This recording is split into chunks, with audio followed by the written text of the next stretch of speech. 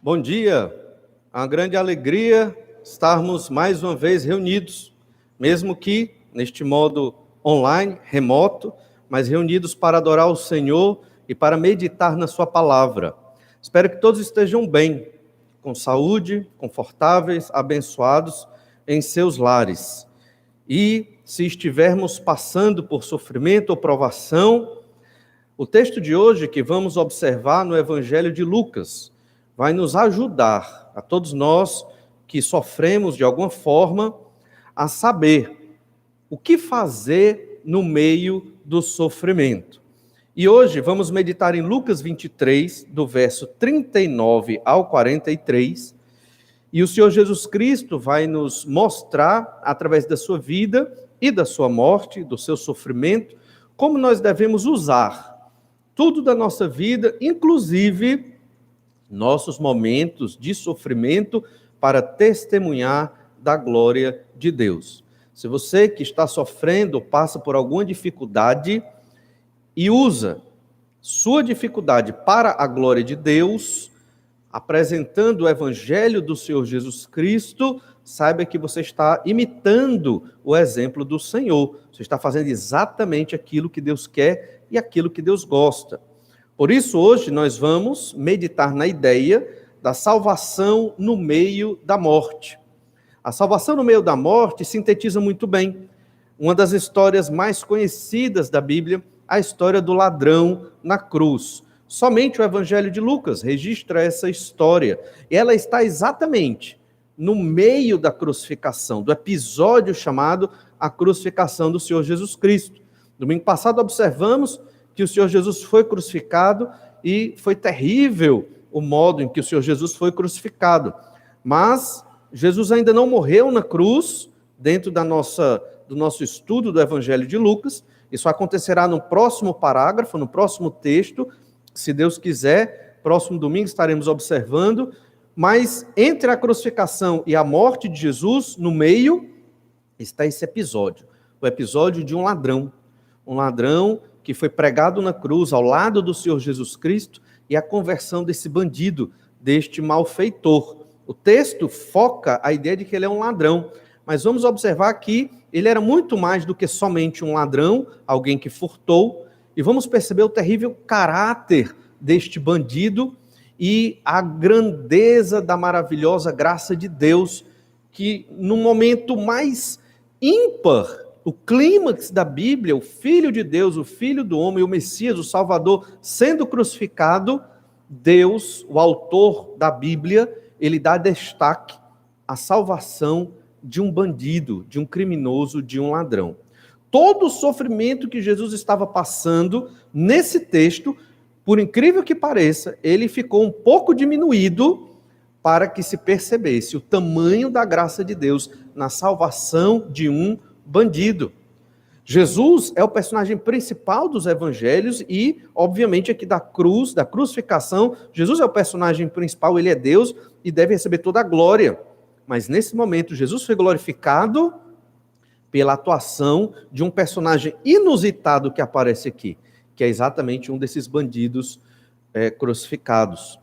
É muito interessante como é inesperado. Ninguém imaginaria que um daqueles bandidos viesse a crer no Senhor Jesus Cristo. Era completamente inesperado.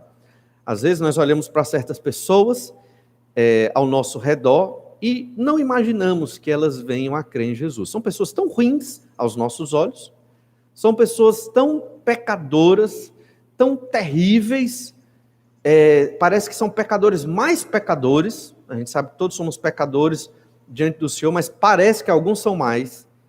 E, às vezes, pela nossa falta de fé, não cremos que Deus pode convertê-las. E, quando menos esperamos, está lá, aquele bandido, aquele ladrão, convertido, crente ao Senhor Jesus Cristo. Eu gostaria de conhecer a história, como foi depois a vida deste criminoso, mas não nos foi revelado, mas, melhor dizendo, ele está com o Senhor, né? A gente vai ver isso, mas como seria a vida se ele pudesse continuar aqui na terra, dando esse testemunho? Vejamos então Lucas capítulo 23, a partir do verso 39. Um dos malfeitores crucificados blasfemava contra ele, dizendo: Não és tu o Cristo? Salva-te a ti mesmo e a nós também. Respondendo-lhe, porém, o outro, repreendeu, dizendo: nem ao menos temes a Deus, estando sob igual sentença?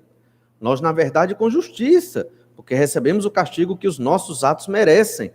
Mas este nenhum mal fez. E acrescentou: Jesus, lembra-te de mim, quando vieres no teu reino. Jesus lhe respondeu: em verdade te digo que hoje estarás comigo no paraíso. A salvação no meio da morte, no meio do sofrimento do Senhor Jesus Cristo, o Senhor teve tempo de salvar ali ainda mais um pecador. Vamos observar nesse diálogo três vozes para compreender bem a mensagem do Senhor, que quer que utilizemos até mesmo o nosso sofrimento para a glória dele. A primeira voz, na verdade, são duas vozes, as vozes dos bandidos blasfemadores, como muitos outros que estavam ali naquele dia, um dia que deveria ser muito ensolarado, naquele momento, um calor terrível, esses dois bandidos, um à direita e outro à esquerda, estavam blasfemando do Senhor Jesus Cristo. Lucas 23, 39, Lucas registra somente um dos malfeitores. Olha, novamente, leia Lucas 23, 39. Um dos malfeitores crucificados blasfemava contra ele, dizendo: não és tu o Cristo? Salva-te a ti mesmo e a nós também.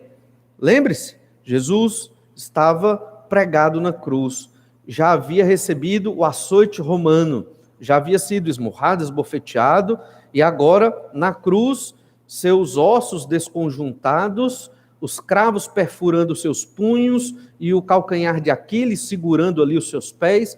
Jesus estava em intenso sofrimento ali.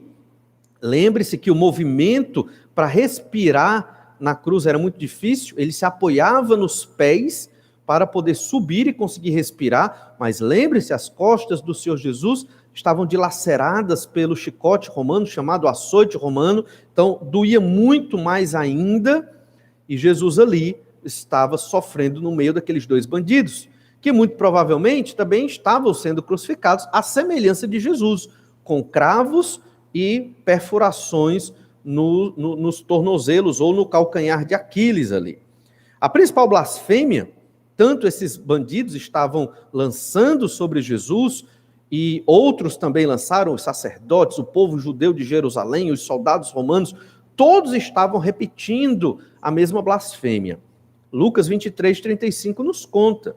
O povo estava ali e tudo observava.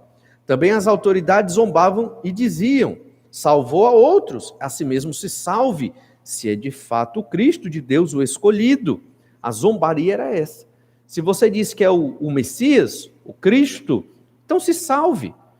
Por trás deste pensamento da zombaria do Sinédrio, estava a ideia de que o Messias, ele não podia ser crucificado, na cabeça deles. Já falamos sobre isso, obviamente, eles estavam lendo a Bíblia de modo errado, ou lendo aquilo que eles queriam ver. E é verdade, o Messias ele vai ser um rei de glória, é verdade. No entanto, também diz no Antigo Testamento que o Messias haveria de sofrer, o servo sofredor lá de Isaías 53. Mas eles não queriam ver essa parte, só queriam ver a parte que interessava a eles. E então, quando viram Jesus Cristo crucificado, eles começaram a zombar. Como você diz que é o Messias, se você está crucificado? Salve-se, desça daí.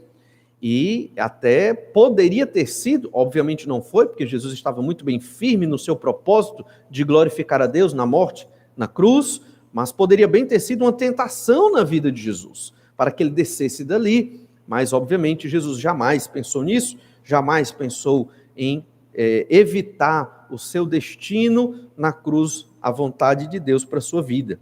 Olhe ainda Lucas 23, 36. Igualmente, os soldados escarneciam e, aproximando-se, trouxeram-lhe vinagre, dizendo: se tu és o Cristo dos judeus, salva-te a ti mesmo. Mais uma vez, o mesmo tipo de zombaria. Você não disse que é o Cristo? Dizer que era o Messias era dizer que era Deus, Deus encarnado, o Filho do Homem profetizado lá em Daniel capítulo 7. Todos estavam zombando ali do Senhor Jesus Cristo nesse sentido. Lucas é o único que registra esse mesmo tipo de zombaria, só que da boca de um bandido, de um dos ladrões, de um dos malfeitores crucificados ao redor de Jesus. Lucas 23:39. Um dos malfeitores crucificados blasfemava contra ele, dizendo: não és tu o Cristo? Salva-te a ti mesmo e a nós também. Você vai perceber a intenção desse bandido. Ele não só duvidava de que Jesus era o Cristo, mas ele lançou uma pergunta. Talvez aquela ideia, se der certo, quem sabe, a gente sai daqui livre hoje, né? Salve a você, você não diz que é o Salvador? E nos tire daqui também. Mateus, ele relata que não somente um dos malfeitores blasfemava de Jesus, mas, na verdade, os dois estavam blasfemando. Era um de um lado, outro do outro, Jesus crucificado no meio, e Mateus dá um destaque muito especial aqui, porque os dois malfeitores blasfemavam de Jesus. Olha Mateus capítulo 27, verso 38. E foram crucificados com ele 2 ladrões, um à sua direita e outro à sua esquerda. Os que iam passando blasfemavam dele, meneando a cabeça e dizendo: ó tu que destróis o santuário e em 3 dias o reedificas, salva-te a ti mesmo, se és filho de Deus, e desce da cruz. Veja bem, é bem específico, Mateus. E desce da cruz. Se você é o Messias, você não pode ser crucificado. É maldito quem é pendurado no madeiro. Então, desça da cruz. Verso 41, Mateus 27, 41.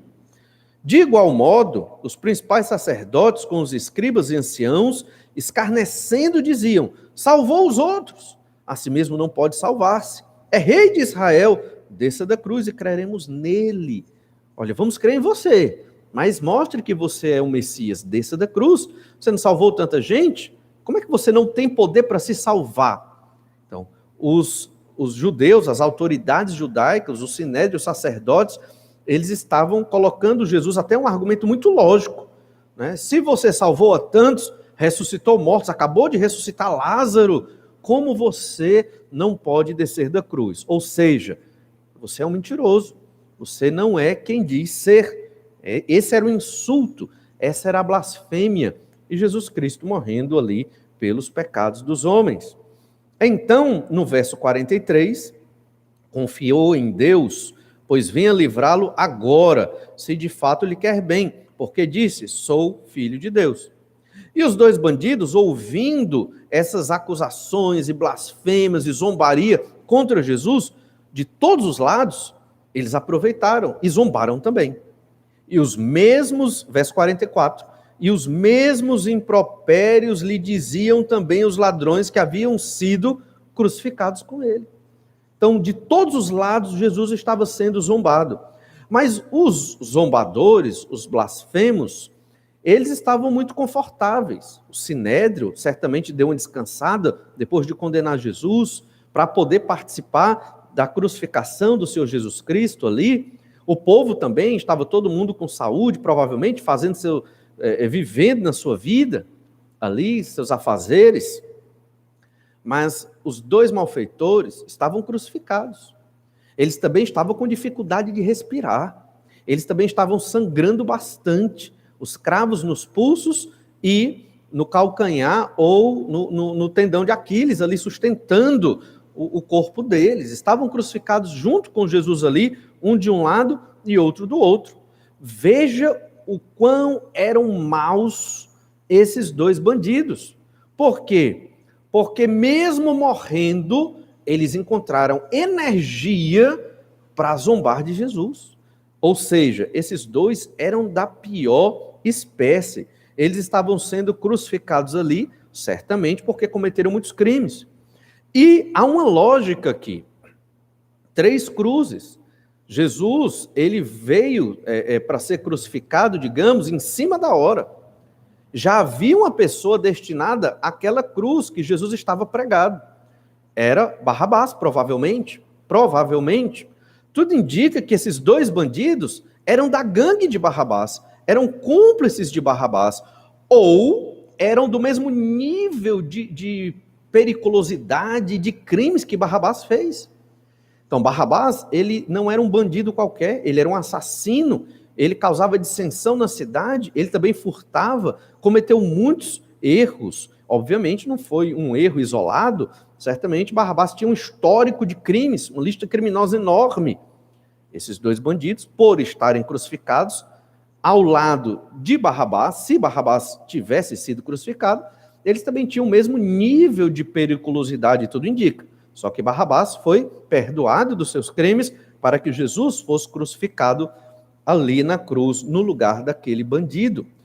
E além de tudo isso, veja a maldade deles dois. Os dois blasfemando, zombando, falando mal de Jesus e até tentando se aproveitar. Se você diz que é o Cristo, desça e tire nós também. Desça da cruz, salve-se e nos salve da cruz também. Ou seja, eles não queriam uma salvação na vida eterna, eles queriam se livrar da cruz. Para quê? Provavelmente voltar aos seus crimes e se ver livre daquela condenação, que para os dois bandidos, tudo indica que foi justa, segundo a lei romana da época. Mas Pilatos soltou a Barrabás e o Senhor Jesus Cristo estava crucificado ali no meio daquelas duas vozes de blasfêmia. Já bastava a multidão, os sacerdotes, né, os próprios judeus de Jerusalém ali, soldados romanos também, sírios, e duas vozes, uma do lado e outra do outro, zombando do Senhor Jesus Cristo. Lá em Mateus 27:16, nós lemos ainda: naquela ocasião, tinham eles um preso muito conhecido, chamado Barrabás. Estando, pois, o povo reunido, perguntou-lhes Pilatos: a quem quereis que eu vos solte? A Barrabás ou a Jesus, chamado Cristo? E no capítulo 23, verso 25, soltou aquele que estava encarcerado por causa da sedição e do homicídio, a quem eles pediam. E quanto a Jesus, entregou à vontade deles. E João 18:40 diz: então gritaram todos novamente, não este, mas Barrabás. Ora, Barrabás era salteador. Então, as qualificações de Barrabás: sedição, homicídio e salteador. Esses dois bandidos, também muito provavelmente, cometeram todo esse tipo de pecado, além de estarem blasfemando contra o Filho de Deus. As duas vozes dos bandidos blasfemadores ali, ao lado do Senhor Jesus Cristo. Mas observamos também uma outra voz, e essa voz foi inesperada, essa voz foi inusitada, ninguém imaginava. No meio daqueles dois blasfemos, um deles parou. Um deles deixou de falar mal do Senhor Jesus Cristo e de zombar e de duvidar. Somente um milagre mesmo aconteceu ali, Deus agindo na vida deste bandido para que ele se calasse. E naquele silêncio surgiu um milagre, um verdadeiro arrependimento. E é assim que acontece na vida de todo pecador. Não foi só daquele bandido, mas todo pecador, ao se arrepender, ocorre um milagre. E esse milagre é porque foi Deus que agiu na vida do pecador, dando-lhe fé para que ele se arrependesse e reconhecesse a gravidade dos seus próprios pecados. Um ser humano natural, sem Cristo, ele não reconhece os seus erros, ele não reconhece os seus pecados de uma maneira honesta e sincera. Quando isso acontece, é porque é milagre de Deus. O Senhor iluminou, agiu na vida daquele pecador para que ele reconhecesse os seus próprios pecados. A voz do bandido arrependido é a segunda voz nesse diálogo aqui. E essa voz domina quase todo o diálogo. Por quê? Porque é o aspecto mais importante desse texto. Um pecador arrependido. E isso glorifica a Deus no meio da cruz do Senhor Jesus Cristo. No meio do sofrimento de Jesus, uma alma foi salva. O malfeitor que blasfemava, ele agora passa a defender o Senhor Jesus Cristo, e nessa defesa, o bandido reconhece que Jesus é Deus. Ele percebe que Jesus é o Filho de Deus, o Messias prometido. Poucos segundos atrás, ele estava duvidando do Senhor Jesus Cristo e do seu poder de salvar e da sua missão de ser o Messias prometido desde o Antigo Testamento. Olhe Lucas 23, verso 40. Respondendo-lhe, porém, o outro, repreendeu, dizendo: nem ao menos temes a Deus estando sob igual sentença? Você não teme a Deus? Você foi condenado com Deus, o Filho de Deus que está aqui, e você não teme, você não tem medo do juízo de Deus? Ao falar isso, esse bandido estava reconhecendo: eu tenho medo, eu temo a Deus, porque Ele é o Todo-Poderoso. E ao meu lado, é como se ele estivesse pressupondo tudo isso que eu estou dizendo. Ao meu lado está Deus, feito carne, sendo crucificado. E nós estamos blasfemando dele aqui? Se Mateus não tivesse dito que os dois blasfemavam, jamais íamos imaginar que houve esta mudança. Uma mudança não só de comportamento, mas uma mudança de coração, de alma, a verdadeira conversão. E aqui estamos observando o processo, o arrependimento. E um pecador arrependido, ele fala, ele declara que agora ele teme a Deus e ele não mais quer ser um blasfemo, um daqueles que fala mal do Senhor Jesus Cristo, ou um incrédulo que duvida do poder de Jesus para salvar o homem pecador. E ele repreende o colega de crimes, muito provavelmente colega de crimes: nem ao menos temes a Deus estando sob a mesma condenação, a mesma sentença.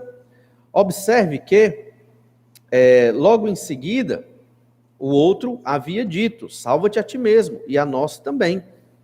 Mas, em algum momento, o outro bandido arrependido, começou a perceber a salvação numa outra perspectiva. Houve momento de escárnio, sim, mas virou silêncio.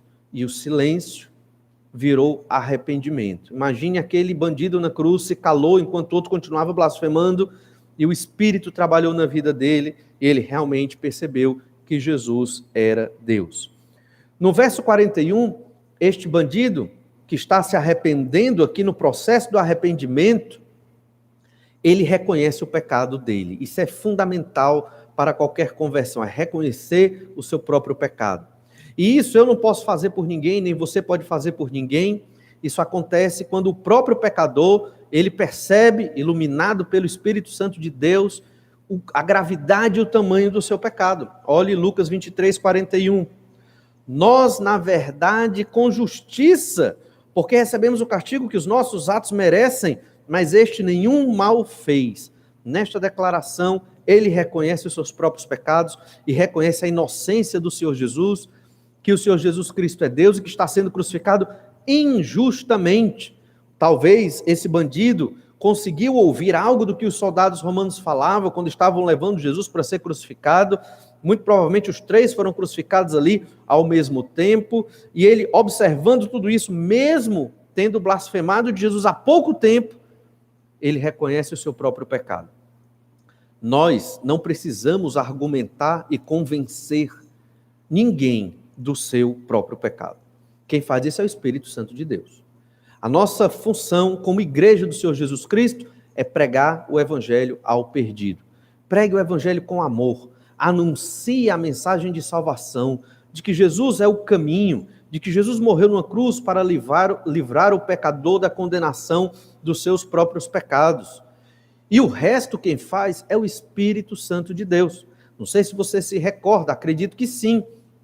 Mas no dia em que nós observamos a Bíblia, ou alguém pregou a palavra de Deus para nós, nós percebemos a situação desfavorável a nós, percebemos o peso do pecado, o quanto era terrível, e o quanto aquela mensagem era boa, e só enxergamos um caminho, o Senhor Jesus Cristo. Por quê? Porque uma mudança tão drástica e tão radical aconteceu nas nossas vidas, mudança chamada de conversão, porque foi um milagre. Foi Deus que operou esse milagre em nós. Como está operando este milagre neste bandido? Ele saiu de uma voz de blasfêmia para a voz de um arrependido. É necessário para a conversão haver arrependimento de pecado e fé no Senhor Jesus Cristo. Esse bandido estava testemunhando fé no Senhor Jesus, crendo na inocência de Jesus, e não somente isso, crendo que Jesus era o Filho de Deus, o Messias prometido. Não se esqueça, enquanto o bandido arrependido estava pensando em tudo isso, o povo gritava: desça da cruz, se você realmente é o Cristo. O sinédrio, as autoridades judaicas, sacerdotes, também gritavam: se tu és o Cristo, o Messias, desça daí, se salve, salvou tantos, não pode também se salvar? Ou seja, que Messias é esse? Messias fraco, diziam ali os sacerdotes. Soldados romanos também faziam chacota e zombavam do messianismo do Senhor Jesus Cristo. E o outro colega, o outro bandido, também estava ali blasfemando. Todas as vozes que se ouviam eram vozes de blasfêmia. E o bandido na cruz, ele foi contra todas estas vozes. Quando há arrependimento de pecados, irmãos, nós não queremos saber se o mundo está contra nós. Nós somente queremos seguir a vontade de Deus na nossa vida, que é buscar o perdão dos pecados. Esse bandido, ele queria o perdão dos pecados dele. Ele reconheceu o tanto de crimes que cometeu. Ele percebeu a quantidade de erros e como ele havia ofendido a Deus. Agora, quando ele exortou, aconselhou o outro bandido, tu nem ao menos temes a Deus, ele estava dizendo publicamente: porque eu agora temo. Agora eu percebo o quanto de mal eu fiz por não glorificar o nome de Deus. Era isso que ele estava dizendo aqui. Esse ladrão, ele pode ter ouvido alguma mensagem sobre Jesus, eles tinham conhecimento sobre Jesus, porque afinal de contas Jesus era extremamente conhecido em Jerusalém, em toda a Judeia, Galiléia e Samaria. Talvez ele não tenha ouvido uma pregação, um sermão, mas ouviu falar de Jesus? Sim, ele ouviu. Ou até mesmo naquela multidão ele ouvira falar de Jesus, porque a multidão clamava para que Jesus fosse crucificado, e ele estava no meio, junto, porque estava também sendo levado para a cruz, e tudo aquilo estava na mente daquele bandido, até que o Senhor operou nele o arrependimento e a fé, para que ele viesse a se converter. E então o bandido, ele pede para Jesus salvá-lo. O bandido arrependido, ele suplica para que o Senhor Jesus Cristo se lembre dele. Veja que este bandido, ele tem um certo entendimento da teologia bíblica que Jesus pregava no Evangelho do Reino. Olha Lucas 23, verso 42. E acrescentou: Jesus, lembra-te de mim quando vieres no teu reino. Esse bandido, às vezes a gente pensa que ele não sabia nada da Escritura ou da revelação, mas lembrem-se, os judeus eles tinham muito entendimento das Escrituras, até porque eles desde pequenininho aprendiam essa Escritura, ou na sinagoga, ou no ensino informal com a sua família. Era o assunto que se falava entre eles. Eles não tinham TV, não tinham internet, não tinham nada disso. E esse bandido sabia que o reino de Deus viria e seria implantado na terra pelo Messias, o Filho de Deus, aquele que carregaria o cetro de ferro. As nações haveriam de se converter a este Messias, e quem não cresce nele seria destruído pelo cetro do Messias, pelo poder do Senhor Jesus, como é dito lá no Salmo 2. Esse bandido, ele tinha esse entendimento. E ele declara que Jesus é esse Messias, que Jesus iria morrer, mas que Jesus voltaria. Ele tinha esse entendimento aqui. Então ele diz: quando vieres no teu reino, talvez ele não soubesse todos os detalhes, mas ele diz: quando vieres no teu reino, lembre de mim. Em outras palavras, me salve da minha condenação dos pecados. Não me deixe morrer aqui sendo condenado. Aqui, certamente, esse bandido tinha entendimento de quem era o Filho do Homem. Filho do Homem é um título messiânico para Jesus. Lá em Daniel, capítulo 7, verso 13, nós lemos sobre quem era o Filho do Homem. Daniel 7, 13. Eu estava olhando nas minhas visões da noite, e eis que vinha com as nuvens do céu um como Filho do Homem. E dirigiu-se ao ancião de dias, e o fizeram chegar até ele.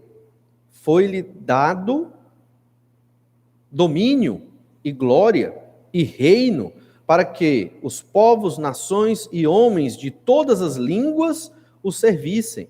O seu domínio é domínio eterno, que não passará, e o seu reino jamais será destruído. O ancião de dias é o Pai. O Filho do Homem é o Deus Filho, segunda pessoa da Trindade.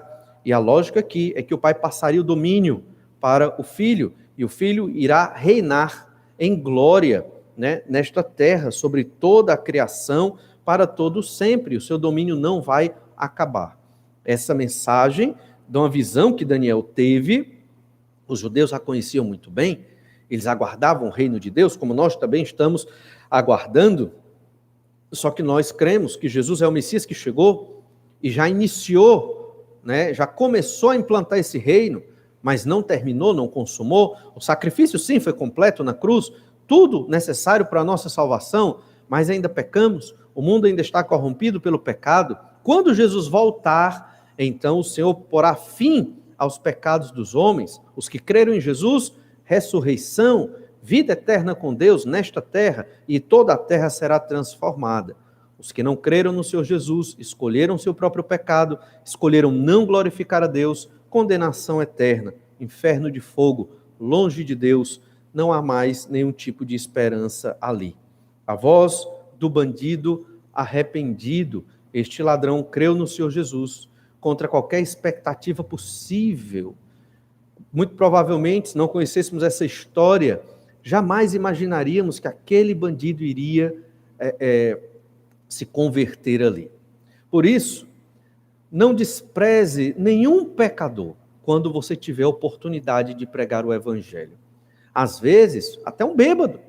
Ah, mas está bêbado, ele não vai entender nada. Pregue, nem que seja rápido, nem que seja de uma maneira sintética, objetiva, mas pregue. O Senhor é soberano. Ele pode usar aquilo para transformar a vida daquele bêbado. Eu me lembro, um testemunho que aconteceu comigo de evangelismo na minha adolescência, certa vez voltando da igreja, já à tarde, estava na casa dos irmãos, e passamos por um bar, eu e mais 3, 4 colegas. E o dono daquele bar, lá no bairro onde morávamos, ele nos chamou para falar um pouco do livro do Apocalipse. Obviamente ele estava ébrio e outros também ali, e na adolescência nós nem meditamos o quanto era perigoso estar num bar e nem incentivo, né, você a estar num bar. Mas nós fomos e pregamos. E depois de um mês eu soube que o dono do bar havia se convertido, né? Ou seja, jamais eu imaginei que Deus usaria aquele momento para transformar, né, o dono de um bar que também estava ali numa situação muito difícil, e ele creu no Senhor Jesus e ficou, até onde eu sei, firme durante muitos anos. Seus filhos foram evangelizados também e aquela família seguiu no caminho do Senhor. Então, não despreze uma oportunidade de pregar o evangelho. Não estou dizendo que você tem que pregar num bar, estou dizendo que você pode aproveitar todas as oportunidades que Deus lhe dá para que você pregue o evangelho, mesmo quando você olha para aquela pessoa e diz: rapaz, esse aqui não vai se converter nunca. Olha, nunca pense dessa forma.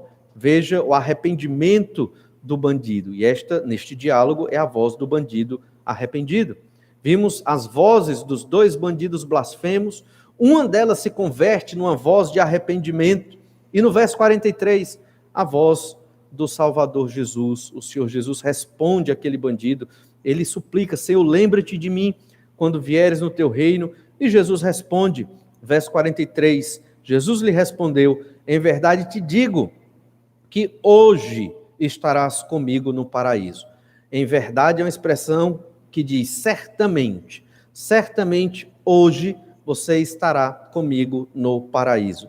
O bandido na cruz que se converteu, ele é um exemplo, ele é um estudo de caso do que acontece com todos nós, ou do que vai acontecer com todos nós. Quando morrermos, estaremos no mesmo dia com o Senhor Jesus no paraíso. Este paraíso aqui, ele é o céu, é o local onde o Senhor está, o Senhor Jesus Cristo está, e todos aqueles que creram em Jesus estão lá também, aguardando a ressurreição. É o que a gente chama de estágio intermediário. Nosso espírito vai para Deus e vai ficar lá aguardando. Onde é lá? Onde é o paraíso? O céu? Não sei, mas é um local preparado por Deus, a morada de Deus hoje, para que aqueles que creram em Jesus estejam lá, aguardando a ressurreição, porque nós vamos ter um corpo à semelhança do corpo de Jesus ressurreto. Lembrando, quando formos como o ladrão na cruz foi para o paraíso, o céu, nós não vamos dormir, né? Alguns interpretam a ideia do sono da alma, vamos ficar lá dormindo, porque várias passagens do Novo Testamento, tanto o apóstolo Paulo como outros, falam de dormir em Cristo, os que dormem em Cristo. Não quer dizer que estão dormindo literalmente. Isso é uma figura de linguagem chamada eufemismo. É como hoje nós dizemos, né? O José partiu. Não quer dizer que ele viajou, quer dizer que ele morreu. Então, da mesma forma, dormir em Cristo significa aqueles que morreram crendo em Jesus. Então, os que dormem em Cristo estão acordados. Vemos isso na história do mendigo Lázaro e do rico. Eles estavam conscientes, junto com Abraão, no chamado seio de Abraão, que também é o céu, o paraíso, o local ali onde estão os crentes do Antigo Testamento, aguardando a ressurreição deles. Nós somos os crentes da nova aliança, do Novo Testamento, crentes da igreja. Existem os crentes de Israel, do povo da velha aliança, que também vai ressuscitar no futuro. E ainda vão ressuscitar também aqueles crentes chamados os santos da tribulação, aqueles que vão morrer no período dos 7 anos de tribulação, também vão ressuscitar. Ou seja, o ser humano não vai virar uma alma vagante, não vai virar só um espírito desencarnado para encarnar em outro corpo. Isso não existe. Nós vamos receber um novo corpo quando houver a ressurreição e viveremos eternamente com o Senhor. Jesus, ele é o alvo de toda a glória aqui desse texto, para glorificar o Pai. Jesus está sofrendo na cruz, mas no meio do sofrimento do Senhor Jesus Cristo, ele dá espaço, Deus deu espaço para a voz desse bandido. Isso é muito especial, para que nós aprendamos como devemos glorificar a Deus no meio do nosso sofrimento. Veja bem, no sofrimento você pode fazer muita coisa ruim. Esses dois bandidos, no início da história, no sofrimento, estavam blasfemando de Jesus, mesmo sofrendo a crucificação. Veja como o ser humano é ruim, mas Deus é tão misericordioso que transformou o sofrimento de um deles num momento de arrependimento e de busca a Deus, de temor do Senhor, de confissão de pecados e de súplica. Ele suplica: Senhor, se possível, lembre de mim, né, quando vieres ali no teu reino. E Jesus disse: hoje mesmo estarás comigo no paraíso. Algumas informações, instruções que nós tiramos de Lucas 23, 43, dessa palavra do Senhor Jesus Cristo. Primeira delas: a salvação é somente pela fé no sacrifício do Senhor Jesus Cristo, mediante a graça de Deus. Não tem outro caminho, não tem religião, não tem igreja. A igreja não salva, certo? O fato de uma pessoa ter um nome arrolado no rol de membros de uma igreja evangélica não confere salvação a ninguém, certo? Não confere. Batismo não salva, certo? Vir todos os cultos e não faltar nenhum também não salva. Não existe obra humana que salve, somente a fé no sacrifício do Senhor Jesus Cristo. Aquele ladrão na cruz não tinha uma obra para ser salvo, nenhuma. Ele é o exemplo máximo que a Escritura nos dá de que não existe obra humana que se faça para ser salvo, porque aquele homem não tinha nenhuma obra, muito provavelmente nem religioso ele era, diferente dos sacerdotes. Então nós temos que olhar como Deus olha. Sacerdotes, vestidos com as túnicas sacerdotais, autoridades, provavelmente bem casados, que estavam administrando o templo de Deus. Percebam, o povo, se não lesse a Escritura, ia acreditar em tudo que aqueles homens dizem. Hoje nós temos muitos líderes religiosos como estes sacerdotes, muitos. Talvez, não vou dizer a maioria, mas são muitos, enganando as pessoas com outro evangelho, um falso evangelho, que eles chamam de evangelho, e não tem nada a ver. A prática não é a prática do evangelho do Senhor Jesus, nem a doutrina é a doutrina do evangelho do Senhor Jesus Cristo. Mas o Senhor visitou para a salvação um bandido que não tinha nada para oferecer a Deus. E os hipócritas religiosos, se não creram aqui, obviamente, foram condenados ao inferno de fogo. Mas Deus salvou aquele bandido. Que obra ele fez? Nenhum. Estava sendo crucificado porque merecia. Ele reconheceu: eu mereço esta condenação. Salvação somente pela fé no Senhor Jesus Cristo. E quem dá essa fé é o próprio Pai. essa fé, o Espírito coloca em nós, ela não existe no ser humano. Nós não somos bons para ter esse tipo de fé. Não foi o nosso entendimento do Evangelho que nos salvou, não foi. Tem pessoas que entendem o Evangelho, mas não creem em Jesus. Só crê aquele a quem Deus age sobrenaturalmente em graça. Obviamente que o Senhor age mediante a palavra pregada, mas é necessário Deus agir para haver salvação. Outra verdade desse texto de Lucas 23, 43, é que a salvação não é por obras, e obviamente já falamos disso, visto que aquele bandido crucificado não possuía obra alguma. Ele era talvez da pior espécie de pecador possível, crucificado e blasfemando, mas mudou e se arrependeu. A salvação é algo real. Às vezes nós, mesmo depois de crentes, começamos a achar estranho, ou talvez achar escasso a quantidade de pessoas que se convertem. Mas a salvação é real. Aquele bandido foi salvo da condenação do inferno. E nós podemos crer nisso, é verdade, é Bíblia, revelação de Deus. Ele naquele dia estava no paraíso com Deus. Imagine se nós morrermos hoje, doença, pandemia, ou outra situação qualquer. É difícil? Sei que é. Mas lembre-se desse versículo e leia ele várias vezes, para que ele entre na sua mente, no seu coração. Jesus disse para aquele bandido, em verdade te digo que hoje estarás comigo no paraíso. O que é que aquele bandido fez de bom? Nada. Só roubou, matou, prejudicou e foi crucificado porque merecia. Morte de cruz é para os bandidos. Ele não ia adorar Jesus, ele não adorava a Deus, não sacrificava, ele não tinha esse tipo de vida, pelo que nós percebemos aqui. Mas naquele dia, ele estava no paraíso com Jesus e está aguardando a ressurreição. Eu fico imaginando se aquele bandido não morresse, né? Se ele voltasse a viver na igreja, né? Hipoteticamente falando, como seria o testemunho dele? Foi salvo do lado do Senhor Jesus Cristo ali, não é verdade? Mas eu imagino que ele está muito mais feliz no céu com o Senhor Jesus Cristo.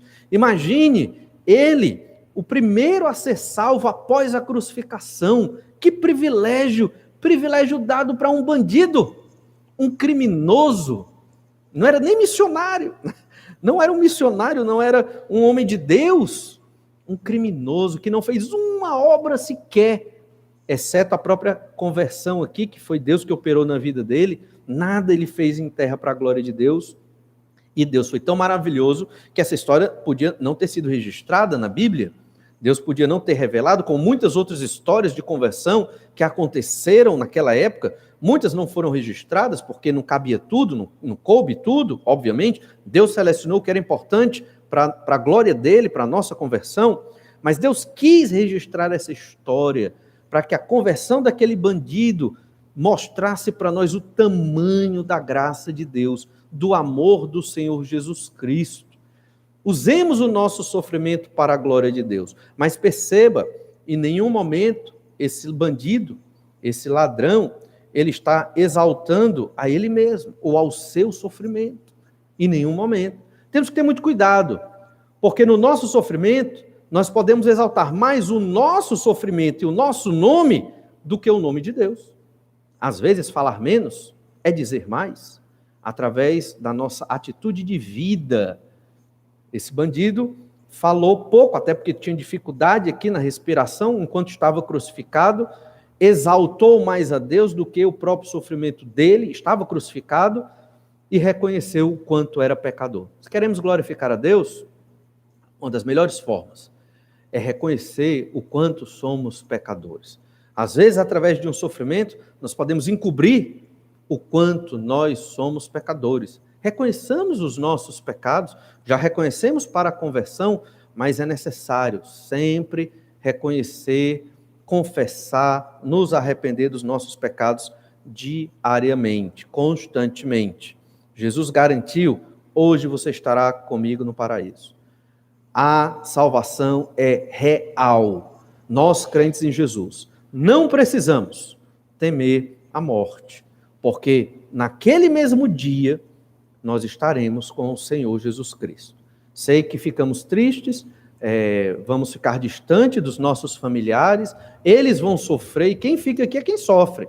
Nós estaremos com o Salvador no mesmo dia, no paraíso, com o Senhor Jesus Cristo, aguardando a ressurreição. Salvação é algo real. E um último ensino é que o paraíso é o local para onde vão aqueles que morrem em Cristo, como o ladrão na cruz, enquanto aguardam a ressurreição do corpo. O paraíso é o céu, o seio de Abraão, como é chamado lá em Lucas 16. Nós estaremos lá também, em breve, e veremos esse ladrão lá transformado, não mais um ladrão, obviamente, filho de Deus, aguardando a ressurreição, como nós também estaremos aguardando a nossa ressurreição. O ladrão na cruz cumpriu os requisitos para um salvo: arrependimento e fé no Senhor Jesus Cristo. Foi livre da sua condenação ao inferno. E interessante é que nós destacamos, e vamos destacar ainda, não hoje, mas ainda, as 7 palavras de Jesus na cruz, no momento da crucificação, as 7 últimas expressões de Jesus.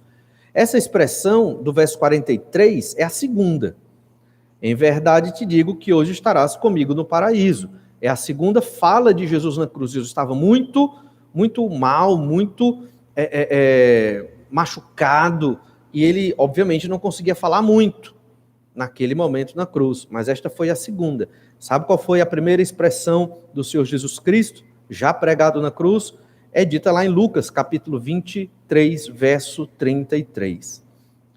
Quando chegaram ao lugar chamado Calvário, ali o crucificaram, bem como aos malfeitores, um à direita, outro à esquerda. Contudo, Jesus dizia: Pai, perdoa-lhes, porque não sabem o que fazem. Então, repartindo as vestes dele, lançaram sortes.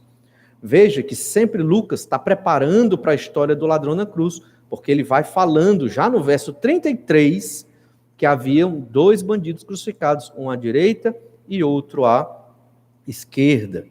E Jesus diz: Pai, perdoa-lhes porque não sabem o que fazem. Quando Jesus fala isso, pregado na cruz, provavelmente foi o que deu o estalo na mente daquele bandido que estava blasfemando. Ele deve ter ficado em silêncio. Ele deve ter meditado: como pode esse homem, perdoando, rogando a Deus que perdoasse todos aqueles que o estavam maltratando, todos aqueles que o crucificaram. E Jesus aqui está orando a Deus e pedindo para que Deus perdoe todos aqueles. Quem consegue fazer essa oração?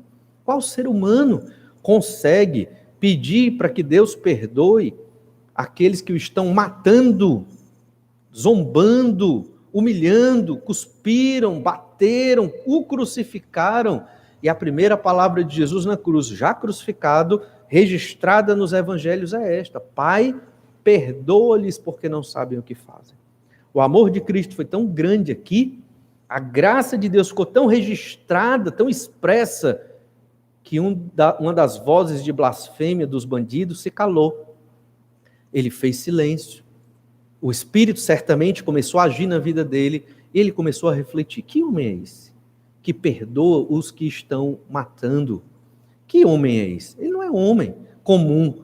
Ele é Deus, ele realmente é o Filho de Deus, ele realmente é o Messias, ele vai trazer o reino de Deus para a terra. E então o Espírito agiu na vida daquele bandido, e muitos, certamente, por conta desta pregação de Jesus, suplicando ao Pai pelo perdão, aquele bandido reconheceu quem era o Senhor Jesus Cristo, se arrependeu dos pecados, temeu a Deus, confessou e suplicou para que Jesus o salvasse. Salvação no meio da morte. O Senhor Jesus Cristo, mesmo na cruz, últimas horas de vida ali, antes da ressurreição, o Senhor Jesus se importou com um dos seres humanos da pior espécie, da pior qualidade, com nenhum atributo que agradasse. Veja o tamanho do amor de Deus por nós. Vozes de blasfêmia, uma voz de arrependimento e a voz do Salvador, do Senhor Jesus Cristo. Que nós aprendamos a amar como o Senhor Jesus amou, que nós aprendamos a, no meio do nosso sofrimento, não olhar para nós mesmos, mas para ser uma bênção para as pessoas ao nosso redor, não enfatizando o quanto sofremos, mas enfatizando o quanto Deus perdoa, o tamanho da graça de Deus. Devemos falar mais de Deus e menos de nós. Foi o que o bandido fez aqui. E principalmente, Jesus morreu na cruz pelos pecadores. Esse é o grande fato aqui dessa história do ladrão na cruz, que foi convertido por Deus, assim como esse bandido foi convertido por Deus e está no paraíso com o Pai, com o Senhor Jesus Cristo. Nós também em breve iremos. Esse é o nosso conforto, essa é a nossa alegria, esse é o nosso tesouro, é o que nos motiva a viver. Se tem outra coisa que te motiva a viver que não estar no céu com Deus, repense as motivações da sua vida. Repense se realmente você anda no caminho do Senhor. Devemos parar no meio do dia várias vezes pensando, olha, em breve estarei no céu com Deus. Porque Jesus morreu na cruz pelos meus pecados. Estou nessa vida, servindo ao Senhor, mas nada se compara àquilo que Jesus conquistou para mim. Nada. Em um certo sentido, estou ansioso para estar com o Senhor Jesus no paraíso. Lá é melhor, menos sofrimento, não é verdade? Aguardando somente a ressurreição. Que o Senhor nos transforme, que o Senhor nos dê essa segurança e essa certeza para que vivamos aqui na terra, não pensando em nós, no nosso sofrimento, no nosso egoísmo, mas pensando na glória de Deus e em amarmos uns aos outros. Vamos orar, pedir que o Senhor nos abençoe. Pai amado, te louvo e te agradeço pelo tempo tão maravilhoso que o Senhor nos dá aqui, de podermos te adorar. Obrigado, Pai amado, por esta história que o Senhor revelou a nós, registrada na Tua palavra, para a edificação da Tua igreja. Obrigado porque aprendemos tanto com este bandido arrependido. O Senhor realmente tem um amor incomensurável. A Tua graça, ó Pai, é sem limites para perdoar o pior dos pecadores, que somos nós. Capacita-nos a viver como o Senhor Jesus Cristo viveu. Ajuda-nos a glorificar o Teu nome, Pai amado, até mesmo no meio do nosso sofrimento. E a estarmos gratos e felizes, constantemente, motivados por tão grande salvação. Obrigado porque em breve estaremos com o Senhor no paraíso por toda a eternidade. Isso é alegria e felicidade. E essa é a nossa oração. No nome do Senhor Jesus. Amém. Que Deus nos abençoe, que Deus esteja te abençoando e te fortalecendo em tudo. Até mais tarde, até breve e um bom almoço.